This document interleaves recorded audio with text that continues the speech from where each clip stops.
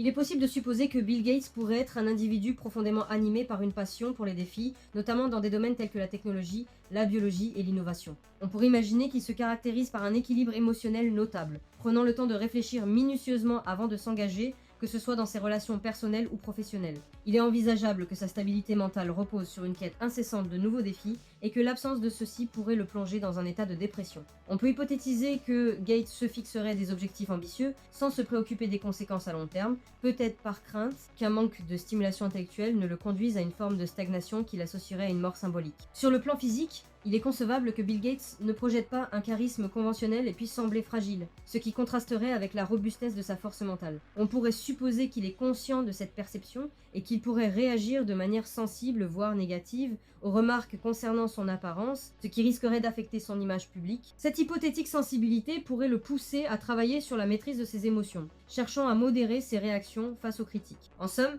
il est possible d'imaginer Gates comme une figure complexe, combinant une ambition intellectuelle hors norme à une sensibilité émotionnelle prononcée. On pourrait également envisager que le projet de Bill Gates s'articule autour d'une volonté d'influencer les chefs d'État pour servir ses propres ambitions, plutôt que de prioriser le bien-être des citoyens. Il est imaginable qu'il adopte une approche stratégique, en promettant des richesses aux dirigeants à l'ego démesuré, tout en partageant des informations clés avec ceux qui se montrent plus calculateurs et manipulateurs. Cette dynamique pourrait avoir pour objectif de créer un climat de peur au sein de la population, facilitant ainsi l'acceptation de ses idées et innovations. Il est possible de supposer que Gates soit perçu comme un fervent défenseur de la transformation à travers la biologie, l'informatique et la biotechnologie, et qu'il pourrait être affilié à une idéologie ou un mouvement incluant des éléments d'eugénisme et de transhumanisme dont il serait potentiellement un membre actif. On peut imaginer qu'en divisant la population, il chercherait à pousser les citoyens, dans un état de désespoir, à accepter des solutions qui, bien que présentées comme altruistes, pourraient s'avérer néfastes à long terme. On pourrait imaginer que les innovations technologiques et biotechnologiques qu'il promeut,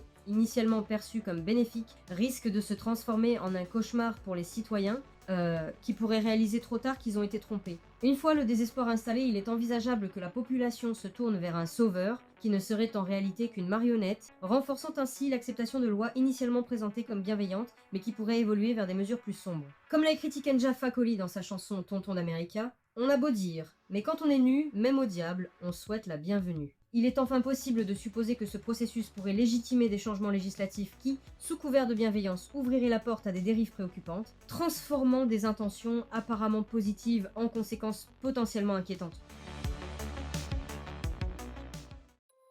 J'espère que mon partage vous a plu. Je vous invite à vous abonner et à activer la petite cloche de notification pour être averti de mes futures vidéos. N'hésitez pas à cliquer sur le pouce bleu et à me laisser un commentaire dans l'espace concerné si vous avez apprécié mon contenu. En plus, ça m'aidera beaucoup. Le sujet plus détaillé et complet du résumé que vous venez de voir se trouve en cliquant sur le lien juste en dessous de cette vidéo dans l'espace description et dans le commentaire épinglé. Je vous dis donc, rendez-vous au prochain sujet traité. À très vite!